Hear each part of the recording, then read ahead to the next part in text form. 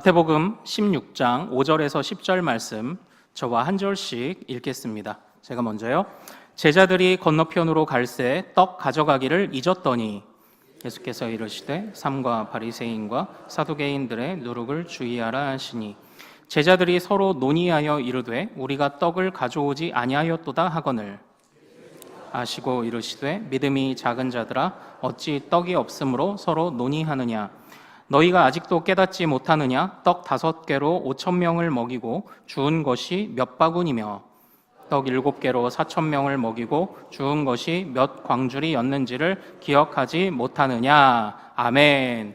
자, 오늘 우리가 함께 읽은 이 말씀 통해서요, 주의 은혜를 잊지 마십시오라는 제목으로 우리가 말씀을 같이 나눌 때에 또 오늘 이 말씀을 통한 귀한 깨달음 있기를 소망합니다. 사랑하는 여러분, 우리 지난주 말씀을 우리 먼저 같이 한번 복습해 보기를 원합니다. 지금 잠깐 복습하는 중에 여러분들 주보에 드린 여러분들 복습 질문을 답을 다실 수가 있을 것입니다. 자, 우리 지난주 복습 첫 번째 화면을 먼저 한번 같이 볼까요? 자, 지난주 우리는 마태복음 10장을 보았습니다. 주님이 16장에서 베드로에게 자기 십자가를 져야지라고 했는데 베드로가 생각도 안 하고 있었죠. 그런데 알고 보니까 이미 10장에서 자기 십자가를 져야 한다는 말씀을 주셨었습니다. 그러니까 베드로가 아예 그냥 생각을 못하고 있었던 겁니다. 왜 그랬을까? 왜 그러다가 결국 주님이 또 말씀하셨을 때 또 반응을 안 해서 사탄 소리 듣고 책망 들었냐? 베드로의 마음이 어땠을까? 자, 우리 노란 글씨 3가지 같이 읽어보겠습니다. 시작. 귀담아 듣지 않았다. 기쁘게 듣는 것 같았지만 오해했다. 예수님 앞에서는 말씀을 듣지만 실제로는 따르지 않는다. 나는 아니지요. 이 3가지를 우리가 지난주에 살펴보았습니다.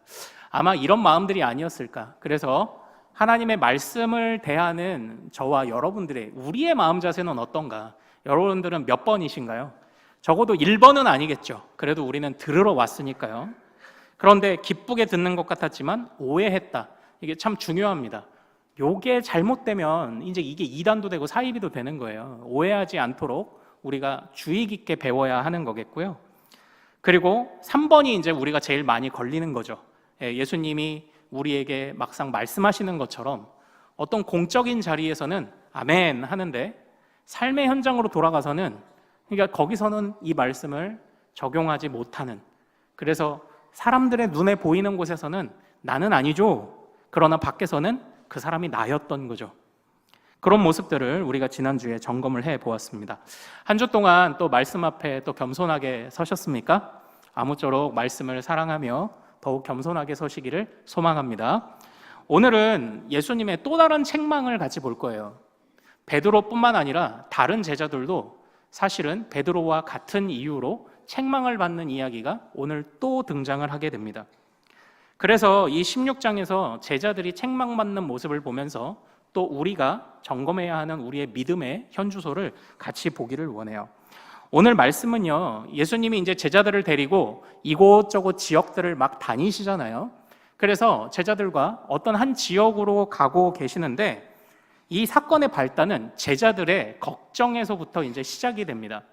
그 걱정이 뭐였냐? 바로 5절입니다. 5절 말씀 같이 한번 읽어보죠. 자, 시작. 제자들이 건너편으로 갈새 떡 가져가기를 잊었더니, 바로 이겁니다. 예수님이 제자들에게 그 누룩을 주의하라 이런 말씀을 주시거든요. 근데 오늘은 그 누룩까지는 오늘 다 보지 못할 거예요.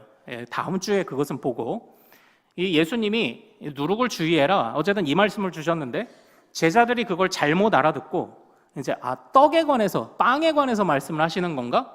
어떡하지? 빵을 안 챙겨왔는데? 이렇게 염려하면서 이제 오늘 이 이야기가 시작이 된 겁니다. 예수님은 왜 떡을 안 챙긴 제자들을, 음식을 안 챙긴 제자들을 책망하셨을까요? 야, 너 선생님이 너 임마 애써서 가르치는데 밥도 안 싸왔어? 그러셔서 혼내셨을까요? 이유는 거기에 있지 않습니다. 바로 왜 제자들을 책망하셨는지 우리 9절, 10절 같이 한번 읽어보겠습니다. 자, 9절, 10절 같이 읽습니다. 시작. 너희가 아직도 깨닫지 못하느냐? 떡 5개로 5,000명을 먹이고 주운 것이 몇 바구니며 떡 7개로 4,000명을 먹이고 죽은 것이 몇 광줄이었는지를 기억하지 못하느냐. 아멘.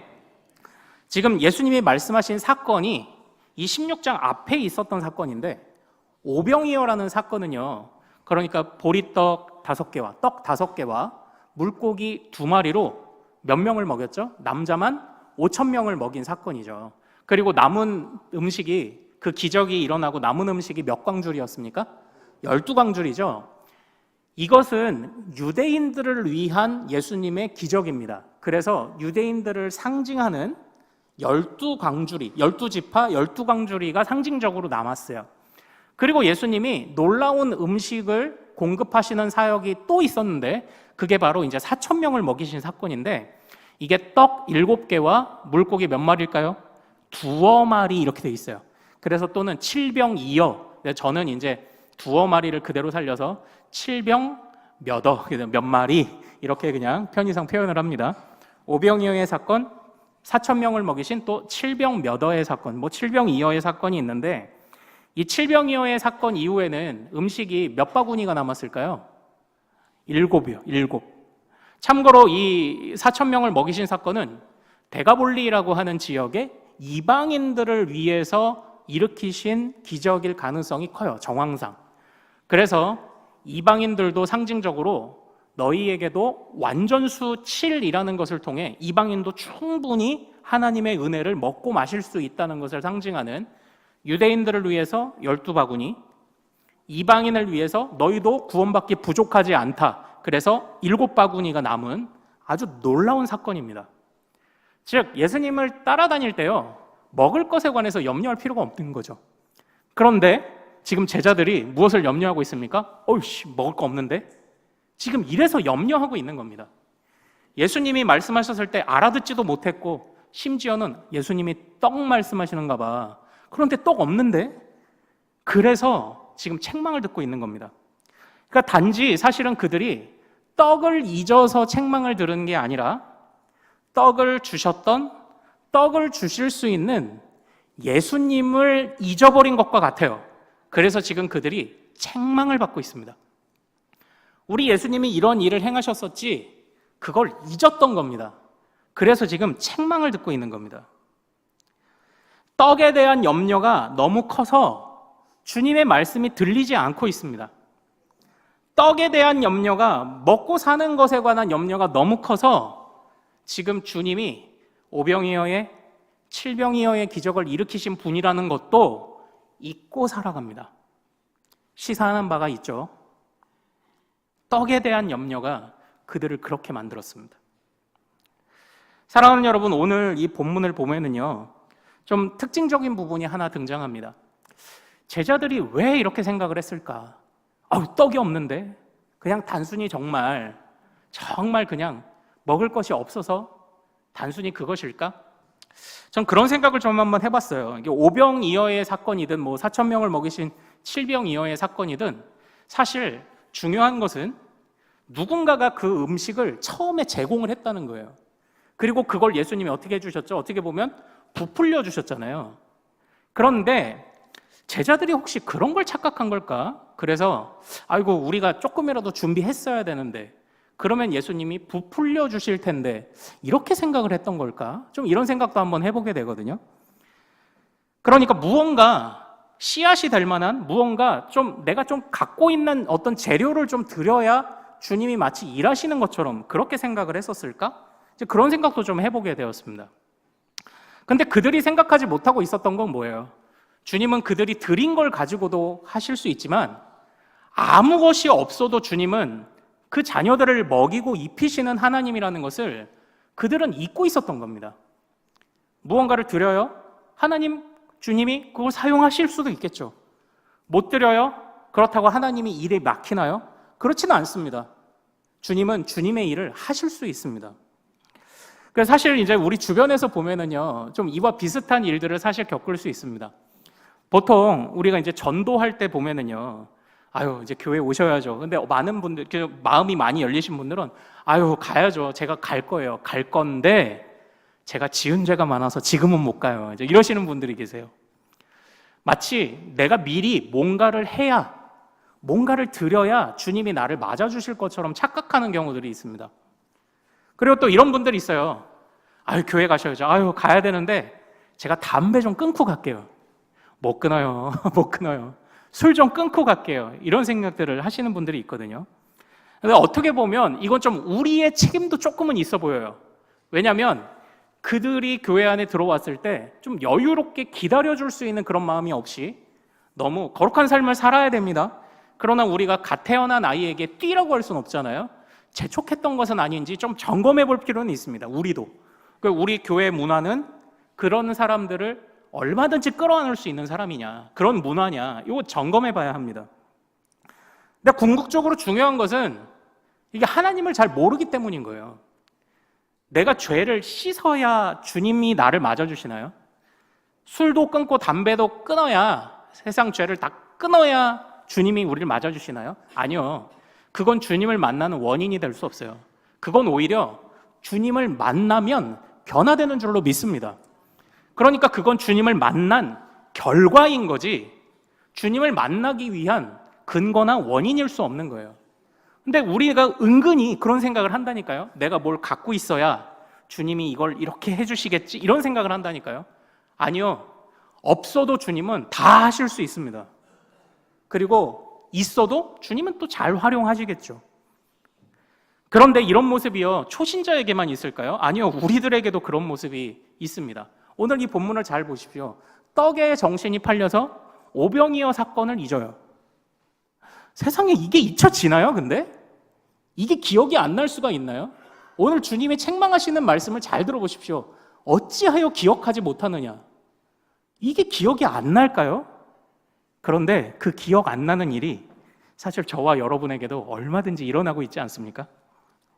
하나님의 행하신 역사, 은혜들이 기억이 어느 순간 안 나요. 어느 순간 높은 장벽들을 맞이하거나 아니면 어느 순간 우리가 어려운 일들을 겪다 보면 기억이 안 나요. 그런 일들을 다 잊어버리고 살아갑니다. 그리고 또 한 가지 보면은요, 오늘 이 베드로가 나중에는 기억이 돌아오는 때가 있어요. 그때가 언제냐? 결코 쉽지는 않아요. 그때가 바로 이때입니다. 자, 우리 화면을 보고 베드로의 기억이 돌아온 때를 같이 한번 보죠. 같이 읽습니다. 시작. 그가 저주하여 맹세하여 이르되 나는 그 사람을 알지 못하노라 하니 곧 닭이 울더라. 이에 베드로가 예수의 말씀에 닭 울기 전에 내가 3번 나를 부인하리라 하심이 생각나서 밖에 나가서 심히 통곡하니라. 아멘. 이 다음 말씀도 한번 같이 읽어볼까요? 다음 화면. 네, 같이 한번 읽어보죠. 베드로의 다짐을 한번 보세요. 자, 시작. 오늘 밤 닭 울기 전에 내가 3번 나를 부인하리라. 베드로가 이르되 내가 주와 함께 죽을지언정 주를 부인하지 않겠나이다 하고 모든 제자도 그와 같이 말하니라. 지금 이 순서가 조금 바뀌어서 제가 의도적으로 좀 드린 부분이 있는데 이게 내용이 뭐냐면 예수님이 말씀하시는 거예요. 이제 내가 모두를 구원하기 위하여 죄짐을 지고 십자가에 달려 죽을 텐데 그때 너희와 나와 같이 마지막 식사를 하던 내 제자들 12명아 니들은 다 배신하게 될 거다. 닭 울기 전에 아직 날이 밝기 전에 3번이나 나를 부인할 거다. 이 얘기를 이제 하셨잖아요. 그러는데 베드로도 제자들도 다 아닌데요? 이렇게 얘기하는 거예요. 절대 그러지 않을 건데요? 이렇게 얘기를 하는 겁니다. 그런데 언제 깨달았어요? 자기가 부인을 했고 그것도 3번이나 주님을 모른다고 부인한 것을 깨닫고 그제서야 생각이 난 거예요. 그제서야 주님이 생각이 난 겁니다. 그런데 여기를 한번 잘 보십시오. 처음에 이 베드로가 의지했던 게 뭐예요? 난 절대 주님 안 배신 안 합니다. 이 순간에 베드로가 의지한 게 뭐예요? 그냥 자기 자신이에요. 그냥 자기 자신을 의지했다고요. 나는 예수님의 제자로서 말이야, 수제자로서 나는 베드로야. 내 믿음 몰라? 내 성격 몰라? 결국은 이 모든 순간 베드로도 제자도 그냥 자기 자신을 믿은 겁니다. 결국 나의 다짐과 맹세가 나를 지켜준다고 생각을 한 겁니다. 그러나 우리는 알고 있지 않습니까? 우리가 물론 믿음을 고백할 때 하나님께서 놀라운 일들로 역사하신 것은 맞지만 우리의 믿음이라는 것이 사실 이 베드로 못지 않죠. 이 제자들 못지 않죠.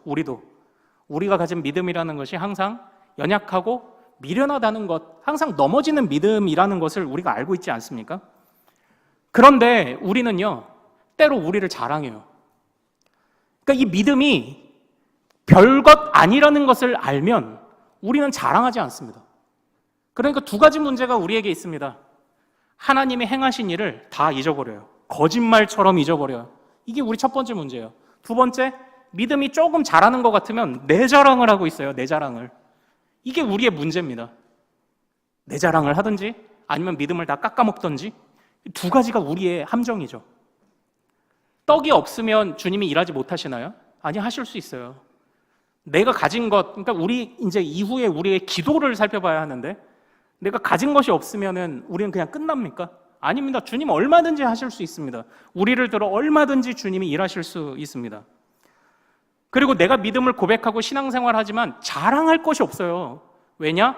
우리의 믿음이 잘나서가 아니라 이 부족한 믿음조차도 주님이 들어 사용하신 것, 하나님의 은혜가 더 놀라운 줄로 믿습니다. 우리가 자랑할 것은 뭘까요? 우리가 자랑할 것은 다음 화면을 보고 같이 한번 읽어보죠. 자, 같이 읽습니다. 시작. 그러나 내게는 우리 주 예수 그리스도의 십자가 외에 결코 자랑할 것이 없으니 그리스도로 말미암아 세상이 나를 대하여 십자가에 못 박히고 내가 또한 세상에 대하여 그러하니라. 아멘. 이 뒷부분의 말은 뭐예요? 내가 세상하고 휘둘리지 않겠다는 거잖아요. 나는 그리스도의 십자가만 자랑합니다. 십자가만. 내 믿음 자라야 되죠. 내 믿음 성장해야 됩니다. 그러나 자랑할 건 아닙니다. 이 믿음이 아무리 성장해도 우리는 부족한 자이고 주님이 이 믿음을 들어 사용하시긴 하지만 그러나 주님의 은혜가 있었기 때문에 우리의 믿음이 빛을 발하는 거겠죠. 믿음이라는 행위, 그 행위 자체가 우리를 보호해 주는 건 아니죠. 행위로 의롭다 하심을 얻을 자가 없습니다. 오직 하나님의 은혜죠. 하나님의 은혜. 나에게 믿음이라는 재료가 있어서 주님이 사용하시나요? 그거 아닙니다. 그런 것도 아닙니다. 오직 하나님의 은혜죠. 없어도 실망하지 않을 것은 주님의 은혜가 있기 때문이요. 믿음이 있어도 자랑하지 않을 것은 주님의 은혜가 더 놀랍기 때문 아니겠습니까? 사랑하는 여러분, 오늘 우리가 이 베드로의 제자들이 책망받는 이 모습에서 왜 기억하지 못하느냐? 주님이 은혜 주시고 이끄셨던 때를 왜 기억하지 못하느냐? 왜 기억하지 못하느냐? 하나님 앞에 겸손하게 엎드렸던 때를 왜 교만해졌느냐? 왜 너 자신을 믿고 너를 자랑하느냐? 금방이라도 쓰러질 믿음을 주님이 우리에게 그런 말씀을 주시고 계시는 것 같아요. 그래서 결국 우리는 하나님의 은혜와 하나님만 자랑하며 나아가야 하거든요. 안 그러면 우리의 기억을 의존해서는 자꾸 망각합니다. 그런데 이곳에서 지금 그럽시다. 주님의 은혜를 생각합시다. 주님만 자랑합시다라는 것이 또 나는 아니지요 하는 그냥 이 자리에서의 동의가 되지 않고 이것이 그냥 구호로 끝나지 않으려면 사실 우리는 이 본문을 좀 더 살펴볼 필요가 있어요. 실제 우리의 삶에서 내가 내 힘도 아니요 능력도 아니요 주님을 의지합니다라고 할 때 정말 내가 주님을 의지하는가를 좀 단편적으로 점검해 볼 수 있는 요소가 있습니다. 그러니까 사실은 우리가 힘이 없나요? 그러니까 우리가 주님께 맡긴다고 할 때 내가 공부하다가 그냥 중지하고 기술 배우다가 중지하고 직장 가다가 갑자기 사표 쓰고 그러라는 게 아니잖아요. 우리에게 사실 능력이 있습니다. 우리에게 믿음이 있겠죠. 능력이 있겠죠. 우리에게 은사와 재능, 가진 소유, 물질, 좋은 것들이 있습니다.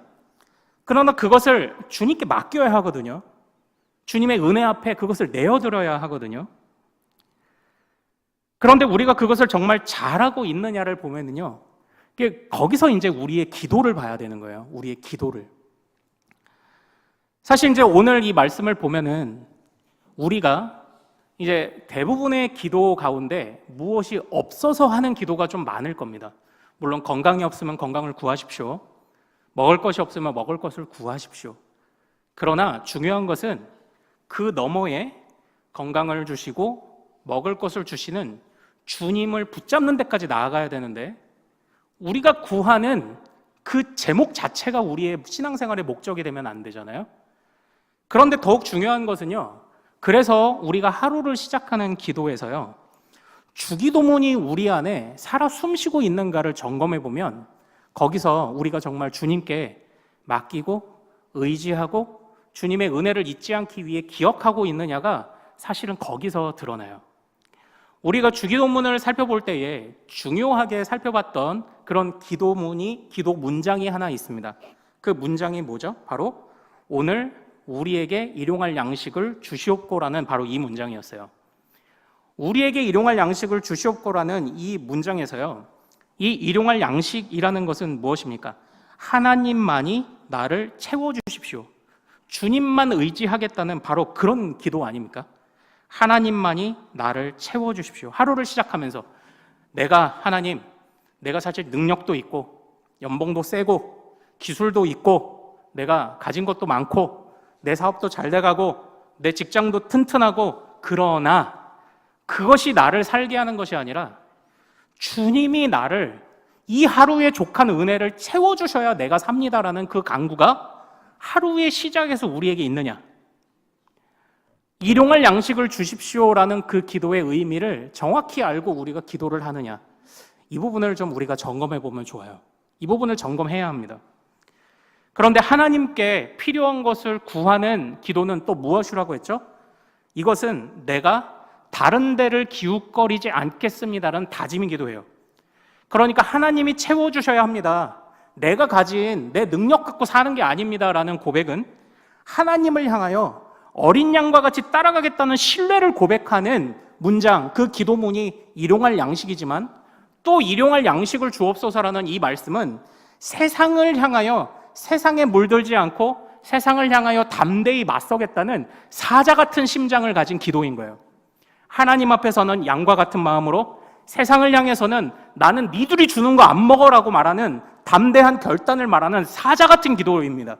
그게 뭐라고요? 일용할 양식을 주시옵고요. 우리의 하루의 시작이든 아니면 항상 주님 앞에 나아갈 때 우리의 기도 안에 이것이, 그리고 적어도 이 정신이 있어야 합니다. 그래야 우리가 그 하나님의 은혜를 잊지 않는 자가 되고 하나님께서 베푸신 그 은혜를 소중히 여기고 나를 자랑하지 않는 자가 이제 되는 거예요.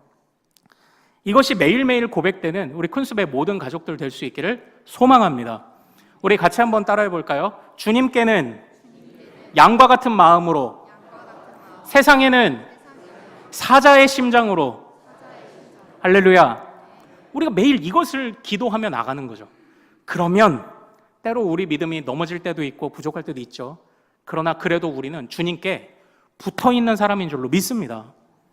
우리가 이 기도가 우리 안에 살아있는지를 항상 점검해야 돼요.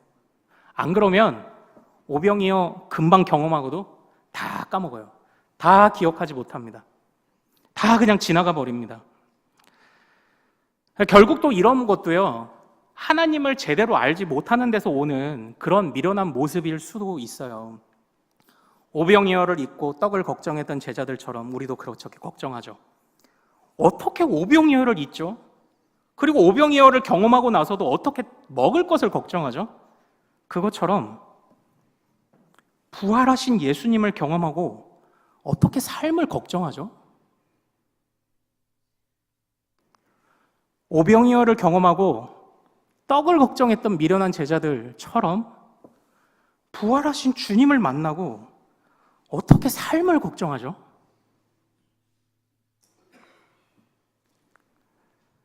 하나님은 없어도 만드실 수 있고 부활하신 예수님의 생명력은 이미 우리 삶을 이끌고 계신 줄 믿습니다.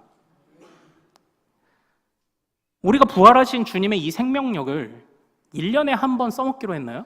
부활절에 써먹기로 했습니까? 아니죠. 우리가 이 세상에 생을 다하고 죽기 직전에 천국 보내달라고 그때만 써먹기로 했습니까? 아닙니다. 우리 같이 한번 따라해볼까요? 주님의 말씀대로 살아도 망하지 않는다. 할렐루야. 우리가 부활절 이후에 계속 되뇌이던 거죠. 주님이 주신 것 중에 버릴 것이 없습니다. 그러므로 말씀대로 살아도 망하지 않습니다. 사랑하는 여러분, 우리가 계속 이 믿음을 갖는 것 아닙니까? 결국 우리가 가져야 하는 믿음, 우리가 가져야 하는 강한 믿음은요, 주님의 은혜를 잊지 않고 주님께 달라붙어 있기 위한 믿음이어야 합니다. 그것이 우리를 살게 하는 줄로 믿습니다. 그렇지 않으면 우리는 기억하지 못해요. 그렇지 않으면 우리는 기억하지 못합니다. 자꾸 망각합니다. 사랑하는 여러분, 우리가 주님의 그 말씀을 읽어도 참 많이 잊어버립니다. 그리고 주님의 놀라운 기적이나 은혜를 체험해도 또 자꾸 잊어버립니다. 참 말씀을 읽어도 왜 안 바뀔까? 기적을 체험해도 왜 또 다시 제자리일까? 좀 참고해 볼 만한 이야기가 있더라고요. 이제 어쨌든 저도 이제 청소년을 키우고 있는 자녀이기 때문에, 그리고 또 이제 우리는 성경, 주님이 책으로 남겨주신 주님의 말씀을 연구하는 사람들이잖아요. 우리는요. 그렇기 때문에 이제 사람들이 일반적으로 독서를 통해서 인생이 달라집니다라고 말하는 사람들이 이게 손꼽는 책이 있어요. 뭐 다 좋은 책들 많습니다. 그러니까 일반 사람들이 워낙 지식이 이 세상에 많잖아요. 그러니까 그 책들만 열심히 공부해도 성숙한 사람 되고 성공하는 사람 된다고 말하는, 그렇게 도움을 받을 수 있다고 말하는 그런 사람들이 많죠. 그래서 이제 어떻게 보면은 이게 주님의 필요성을 느끼지 못하는 사람도 있을 거라는 생각을 합니다. 그런데 어쨌든 그들이 참고하는 것들을 우리도 좀 참고할 필요가 있어요. 우리도 하나님의 말씀을 책이라는 것을 통해서 이제 보잖아요. 그래서 이제 혹시라도 이제 독서나 이런 것들에 관심이 있으신 분들은 이 책을 꼭 한번 보십시오. 제가 추천하는데요. 다음 화면을 좀 한번 볼까요? 자, 그 모티어 애들러라는 교수님인데요. 이분이 영국의 브리테니커 백과사전의 편집장이었습니다. 책 이름은 여러 가지로 번역됐지만 그나마 제가 최신판으로 발견한 건 생각을 넓혀주는 독서법이라는 책이에요. 여기에서 책을 읽고 그것으로 실제 참된 지식을 얻고 소위 말하는 성공하는 사람들을 분석해 보니까 이런 단계를 거친다는 거예요. 1단계는 그냥 읽는 겁니다. 1단계는 그냥 읽는 거예요. 그냥 읽는 거예요. 그냥. 그런데 2단계는 뭐냐면 좀 더 잘 이해하기 위해서 이제 좀 애를 쓰는 단계입니다. 아, 이 책의 주제는 이거구나. 이 단락의 주제는 이거구나. 아, 이 책은 기승전결 이런 구조로 되어 있구나. 저하고 여러분이 계속 설교 때마다 하는 거잖아요. 오늘 등장인물 누구예요? 누가 무슨 말 했어요? 오늘 사건이 뭐가 일어났죠? 왜 그랬죠? 계속 이거 찾고 있는 거잖아요. 이걸 이제 점검하는 그런 단계라고 해요. 핵심 파악해요. 이제 그 다음에 이제 여러분들은 이제 성경을 어떻게 읽으시나요? 이게 많은 경우에 이제 1번, 2번에서 끝나는 거예요. 많은 경우에 1번, 2번에서. 그러니까 우리가 성경을 통독해야 하지만 어떤 분은 그냥 읽고 넘어가요. 변화가 안 일어납니다. 물론 좋은 마음으로 받으시면 또 좋은 열매들이 있겠지만 그냥 쓱 읽는 걸로는 안 돼요. 어떤 책이든지. 두 번째는 그것을 좀 더 이해하기 위한 이제 애를 쓰는 거예요. 3단계는 거기서 이제 한 걸음 더 가는 거예요. 완전하게 이해하도록 이때는 사전도 찾아보고. 그래서 이제 제가 계속 부탁드리잖아요. 성경 읽으실 때 사전 좀 찾아보면서 읽으십시오. 계속 부탁드리잖아요. 왜냐하면 우리나라 문화가 아니잖아요. 우리나라 문화도 아니고 나는 로마인도 아니고 나는 유대인도 아니고 나는 그리스 사람도 아니고 그러니까 보조자료들을 찾아서 어떻게든 이해하려고 찾고 그것을 넘으면 이제 적용 독서는 제가 번역한 말인데 그것을 어떻게든 삶으로 이끌어 가기 위해서 내가 오늘 뭐 고린도 전서에서 사도 바울을 통해 사랑이라고 배웠으면 다른 성경에서는 사랑을 뭐라고 말하는지 세상 책들에서는 사랑을 뭐라고 말하는지 참고하면서 비교하고 읽어보고 적용해보고 살아보고 여기까지 해야 그냥 일반적인 책을 읽는 사람들도 달라진대요. 근데 일반적인 책을 읽는 사람들도 여기까지 하는 사람들은 완전히 달라져서 다른 사람들이 우러러보고 칭찬하는 사람이 되는데 하나님의 말씀을 읽는 우리가 달라지지 않고 있다면 우리는 말씀을 좀 더 깊게 들어가야 할 필요가 있어요. 말씀을 기억하기 위해서, 잊지 않기 위해서 곱씹고 그것을 삶으로 가져가고 삶으로 또 가져가서 부족한 부분을 다시 곱씹고 이 모든 과정들을 우리가 평생 반복하는 것 아닙니까? 화면을 잠깐 내려주세요. 그래서 오늘 제가 여러분들의 그 주보에 그 마지막 그 생각해보기 질문에 뭐를 드렸냐면 오늘 주님이 의도하신 기억해라 기억이라는 것과 주님이 의도하신 기억의 의미와 일반적으로 말하는 암기 또는 암송의 의미는 어떻게 다를까요? 일반적인 암기와 주님이 오늘 우리에게 원하시는 기억하라라는 이 의미는 어떻게 다를까요? 그러니까 우리가 성경을 암송하고 자녀들에게 암송을 시키기도 하잖아요. 그런데 이제 암송하는 거 좋습니다. 얼마든지 이제 즉석에서 내가 꺼내 먹을 수 있다는 데 장점이 있는데, 그냥 이제 가끔 보면 이제 자녀들하고 씨름하시죠. 너 이거 빨리 암송해가. 외워. 팍! 암송해! 이제 그런 경우들이 왜 없겠습니까? 그런데 그것보다 중요한 게 있어요. 아이가 암송했으면 그것을 풀어서 설명해 줘야 돼요. 안 그러면 뭐 암송을 하면 아이가 지혜로워지고 암송을 하면 주님이 복을 주시고, 우리가 미신처럼 주문을 외우는 사람들이 아니잖아요. 열려라 참깨 하듯이 암송을 그냥 무턱대고 하면, 그냥 암기하면은 거기서 역사가 일어나는 게 아니잖아요. 그것이 하나님의 은혜로 깨달아져야 하고, 궁극적으로 하나님이 어떠신 분인지를 알아야 하고, 그것이 우리 삶으로 녹아 들어와야 이 암송도 의미를 갖는 것 아닙니까? 사랑하는 여러분, 우리의 목적은요, 하나님을 알아가야 하는 거거든요. 그런데 자칫하면 우리도 이 기독교 신앙을 무당처럼 미신 믿듯이 이 기독교 신앙을 따라갈 위험에 빠지기 쉬워요. 그러니까 무당 중에 영험한 무당이 뭐예요? 무당 중에 뭐 영험 무당? 작두 타는 무당이 영험하잖아요. 무당이 작두를 탑니다. 다큐멘터리든 아니면 예전에 실제로 보셨겠죠. 그 무당이 작두 타면 그 다음은 사람들이 어떻게 반응합니까? 와, 저 나리선 작두를 탔네. 와, 저 무당이 영험한 거보다. 근데 딱 거기까지예요. 그래서 딱 거기까지입니다. 아니, 저 무당이 따르는 신은 어떤 신이길래 작두를 타는 기적을 통해서 뭘 말하려고 하는 거지? 그리고 그것이 오늘 나의 삶을 어떻게 바꿀 수 있으며 나에 관해서 그 신은 어떤 계획을 가지고 있는 거지? 이런 거 사람들 궁금해하지 않습니다. 그냥 와, 영험하네. 와, 작두 탔네. 와, 기적이다. 나 저 무당한테 상담받으러 가야지. 그러고 그냥 끝납니다. 사랑하는 여러분, 우리가 하는 신앙생활도 자칫하면은 그렇게 되기가 쉬워요. 그냥 나타나는 현상에만 집중하다 보면 기적도 일어나야 하지만 기적도 주님께로 이끄는 다 통로거든요. 기적을 경험하셨다면 주님은 어떤 분이시길래 이 기적을 나에게 행하셨을까? 말씀을 읽었다면 주님은 어떤 분이시길래 이 말씀을 우리에게 주시는 걸까? 결국은 주님이 어떤 분이신지를 알아가는 데까지 나아가야 우리가 이 기독교 신앙을 미신처럼 따라가지 않아요. 그러기 위해서 주님이 우리에게 역사하신 은혜와 경험들 뿐만 아니라 주님이 우리에게 가르치신 모든 가르침들의 말씀들을 정말 사사시 그것을 잊지 않기 위한 우리의 수고와 노력이 필요합니다. 사랑하는 여러분, 한 가지만 좀 더 부탁을 드리면요. 유대인들이 세계적으로 성공을 거뒀잖아요. 왜 성공을 거뒀을까요? 어떤 분들이 이제 자꾸 그런 말씀 하세요. 저는 좀 다르게 생각하는데 하나님을 잘 믿어서 유대인들이 성공했대요. 한번 질문 드려보겠습니다.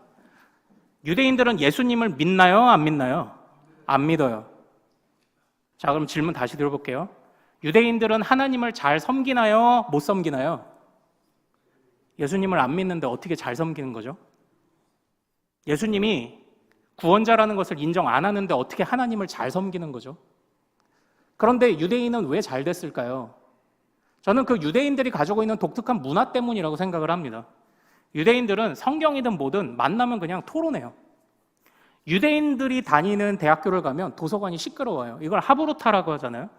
그들의 토론 문화가 어떻게 보면 그들로 하여금 어떤 지식이든지 삶에 적용할 수 있는 지식으로 활용하도록 만든 것 같아요.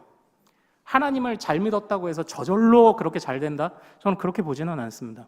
여러분들의 생각은 어떠신가요? 결국 우리에게 하나님이 이 말씀이라는 책을 주셨거든요. 우리가 직접 경험하는 것들도 있지만 그 은혜도 잊지 않아야 하지만 우리에게 주신 이 성경의 가치를 잊지 않고 그 성경이 참으로 우리를 바꾸는 하나님의 말씀이 되기 위해서는 그냥 스쳐 지나가듯 읽는 것은 도움이 되지 않습니다. 그 말씀을 깊이 들어가 묵상하고 그 말씀으로 우리 가슴을 쳐야 돼요. 그러지 않으면 변화가 일어나지 않습니다. 사랑하는 여러분, 그렇게 그 말씀들을 신뢰하고 그 그 말씀들을 통하여서 우리가 단단해지면 어떤 일이 일어나는 줄 아세요? 사실 오늘 이 기억하다, 기억하지 못하느냐라고 책망하실 때 이 기억하다라는 이 단어는 헬라어로 그 미무네스코마이라고 하는 이런 단어예요. 뭐 이건 모르셔도 될 겁니다. 그런데 이 기억하다라는 단어에서 파생된 단어가 있어요. 그 단어가 뭐냐면 무덤이라는 단어예요. 무덤. 근데 영어랑 비슷하죠. 영어에서 추모식, 추모관을 뭐라고 합니까? 메모리얼이라고 해요. 기억하다. 이 헬라어도 똑같이 기억하다라는 단어에서 무덤이라는 단어가 나왔어요. 그러니까 무덤에 들어간 사람을 뭐 기억하고 추모한다 이런 뜻이겠죠. 그런데 사랑하는 여러분, 한번 잘 생각해 보십시오. 우리가 성경의 입장에서 성경의 가르침대로 생각해 보면 무덤은 어떤 곳인가요? 물론 우리도 모두 무덤에 들어가요. 그러나 하나님을 기억하지 않는 사람들이 처하는 무덤은 어떤 무덤이죠? 그 무덤은 그냥 하나님을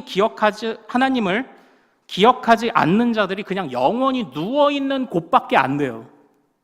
그렇다면 하나님을 기억하는 하나님의 백성들에게 무덤은 어떤 의미입니까? 하나님의 백성들에게 무덤은 어떤 의미죠? 자, 다음 화면을 보고 말씀을 읽겠습니다. 자, 같이 읽습니다. 자, 시작. 성소 휘장이 찢어져 돌이 되고 땅이 진동하며 바위가 터지고 무덤들이 열리며 자던 성도의 몸이 많이 일어나되 예수의 부활 후에 그들이 무덤에서 나와서 거룩한 성에 들어가 많은 사람에게 보이니라. 아멘. 보통 무덤은 하나님을 기억하지 않는 자들은 그냥 영원히 거기 그냥 누워있는 곳입니다. 그러나 무덤은 하나님을 기억하는 자에게는 어떤 곳이죠? 우리는 그 무덤이 우리의 집이 아니에요. 거기가 열려서 우리는 나오는 자들이에요. 하나님을 기억하는 자는 무덤을 열고 나오는 자들이라고요. 그 생명력이 우리에게 있죠. 그 생명력을 그때만이 아니라 지금으로 가져와 사는 것이 그리스도인입니다. 그 생명력으로 힘을 얻고 주님의 은혜를 잊지 않고 주님이 베푸신 은혜와 주님의 말씀들을 그 안에서 나의 인생을 거는, 내가 세상에 이렇게 일을 이루고 할 것 많고 능력 많고 내가 제법 다른 사람들보다 앞서가고 있다 하더라도 가슴을 치고 부족함을 느끼고 하나님 앞에 이 하루를 맡기고 주님 앞에서는 양과 같이, 그러나 세상 앞에서는 사자의 심장으로 살아가는 자가 그리스도인입니다. 왜죠? 우리는 무덤을 열고 나오신 주님처럼 무덤에 머무를 수 없는 자이기 때문이에요. 왜 염려하십니까? 왜 죽겠다고 말씀하십니까? 하나님이 살아계십니다. 우리는 주님의 은혜를 잊지 말고 우리가 주님께 그 생명력으로 인도함을 받는 거룩한 백성이라는 사실을 잊지 않는 우리 큰숲의 모든 가족들 되시기를 소망합니다. 자, 우리 같이 찬양하며 기도하기를 원해요. 주님, 제 마음이 너무 둔해서 주님을 볼 수 없습니다. 이 땅에 속하여 이 떡만 보다가 오병이어의 기적을 다 놓쳐버렸습니다. 넘어야 될 산도 물론 많습니다. 그러나 그것보다도 더 크신 생명을 주신 주님을 기대하는 우리가 되기를 바라는 마음으로 우리 찬양을 같이 고백합시다. 주님, 제 마음이 너무 둔해서 주님을 볼 수 없습니다. 이 땅에 속하여 이 땅만 보다가 주님 손을 놓쳤습니다. 나는 나그네로 왔는데 왜 주저앉게 되었나. 나는 정직인데 언제부터 내 삶의 주인이 되어버렸나. 믿음이 없이는 기쁘시게 못하나니 모든 수고도 다 헛될 뿐이라.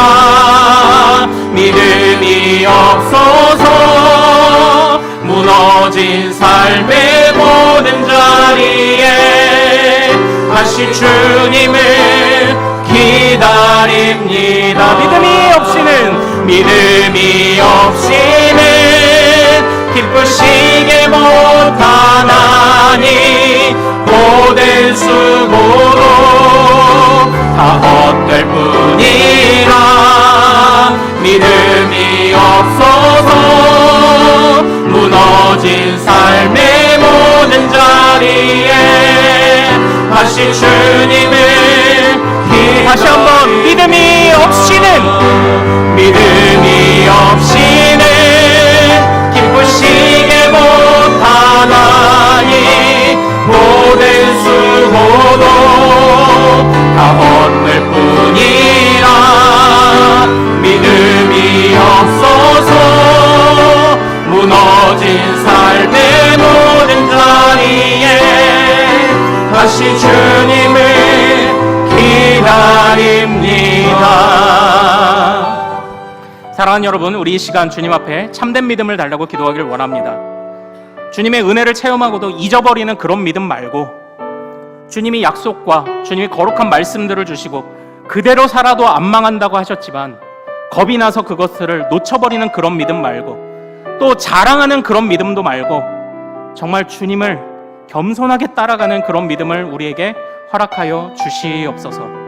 하나님, 그리고 사실은 정말 내가 죽게 생겼습니다. 부족하지만, 정말 죄송하지만 하나님, 내가 지금 주저앉아 있습니다. 하나님, 나를 붙잡아 주소서. 내 모습을 있는 그대로 받으실 줄 믿습니다. 주여, 나로 다시 한번 세상을 향하여 사자의 심장을 갖게 하옵소서. 주님 앞에서는 순한 양과 같이, 그러나 세상을 향해선 사자의 마음으로 살게 하옵소서.